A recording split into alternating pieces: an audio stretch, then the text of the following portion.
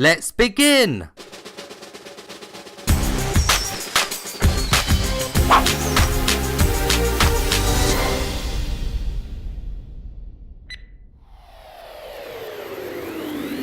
Chromagun is a puzzle game. The main objective is to reach an exit door in each area. Between you and these exit doors are a few puzzles that you must solve with the help of a gun that fires paint. This gun can fire 3 different colours: blue, red and yellow, but although you only have 3 starting colours, you can mix them together to make new colours. These different colours you can make are not that complex, and just like the game says, if you went to preschool and experimented with paint, it shouldn't be too hard to remember all the colours that you have at your disposal. The main puzzle element in this game is to guide worker drones through puzzles. To make them move, you must paint a wall with the same colour as them. Some worker drones can be painted too, and some will chase you after you have done so. If they touch you for a brief amount of time, you will die. Your movement speed is quite slow, so it makes these chases a little intense, but you are always just fast enough to outrun them, as long as you don't bump into anything. If you paint many walls at the same time, you can actually make their final position be a bit more precise, which is a must when a switch is placed in the middle of a room. These switches often activate doors, which allows access to new areas. Every so often,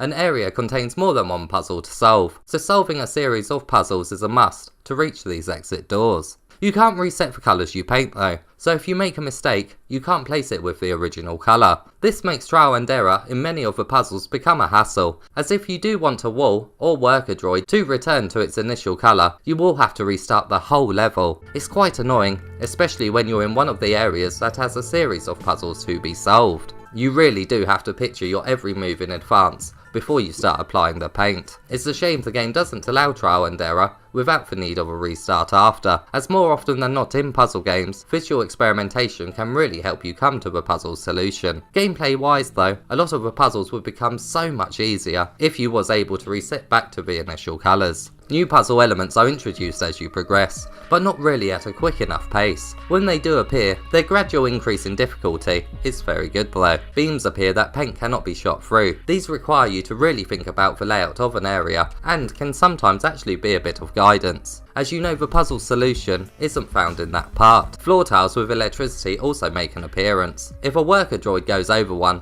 it will disable their power, but at the expense of the worker droid being destroyed. These offer some great maze-like puzzles, but one wrong move will nearly always require a restart of the level. Once again, thinking out your plan before acting on it really is a must in this game. Against the clock trials also appear, thanks to paint guns that are attached to some walls. After a short period of time, these will turn the wall back to white. These guns really do make for some fun puzzle layouts, as not only do you have to work out the solution in advance, but you also have to be quick and precise with your aiming. The game does support the DualShock controller as well as the aim. Both of them work very well. The gun does feel quite large compared to the aim, as the model in game is quite wide at the end, but it still does feel quite realistic thanks to the real world weight of the aim controller. I actually enjoyed shooting paint with it quite a bit and never had any tracking issues. There really isn't much visual variety in each of the puzzle's locations. Now and then you do come across a broken wall or roof window, but that's about it. The location it's set in is a bit bland overall, but there is some personality when it comes to the game's voiceovers. There is some comical and sarcastic dialogue here. Sensational! Despite being ordered towards your certain death, you stayed calm. And by utilizing coherent reasoning, assess the situation to find a viable solution. Congratulations are in order. It doesn't really give the world you're in a massive backstory, but it does give you something to chuckle to. It's just a shame that the further you get in the game, the less frequent the voiceovers become. On the plus side though, the lights are turned off, and your gun has a torch attached to it. Although the rooms are still the same textures overall, the darkness does give the game a much needed different tone. The game took me just under 4 hours to beat, but like with all puzzle games, the time it takes you will depend on your puzzle solving skills. Trophy hunters will be happy to know that it is a great list and does come with a platinum. The list does include some hidden ones, which I'm not going to show. Personally, I don't think they would ruin anything, but I won't show them just in case. Most of the trophies will unlock naturally through the game, mainly being for ones for completing each of the chapters, and for ones for simple things, such as opening a door with a switch. There are some that can be missed here, like for one for solving a chamber without firing a single shot of paint. Overall, it's a very doable platinum, and cleanup at the end of the game with any trophies you may have missed will be easy, thanks to the inclusion of the chapter select screen.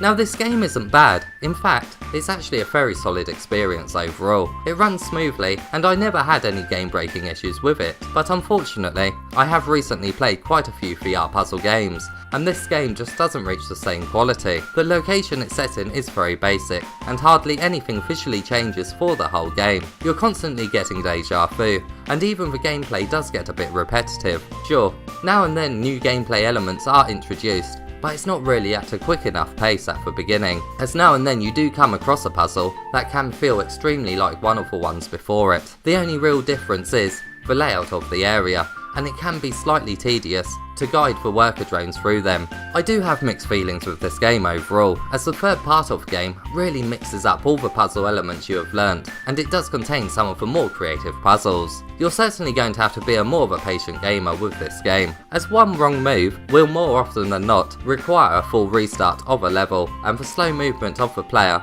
doesn't help in these moments. It is a bit of a unique puzzle game, as I can't think off the top of my head when I had to mix colours to solve puzzles. So if you're looking for a new type of puzzle game that will require you to think a bit differently, then Chromagun will likely fill that gap for you, but just don't expect to be blown away by it.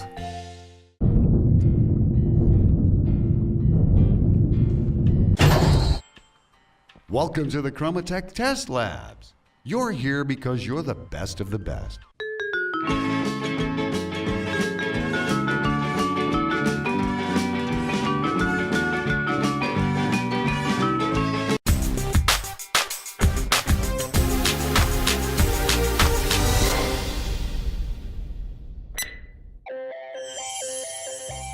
This is a decent puzzle game, I just think it's been up against some hard competition recently. As always, if you found this review helpful, please give it a thumbs up and subscribe for more PSVR content.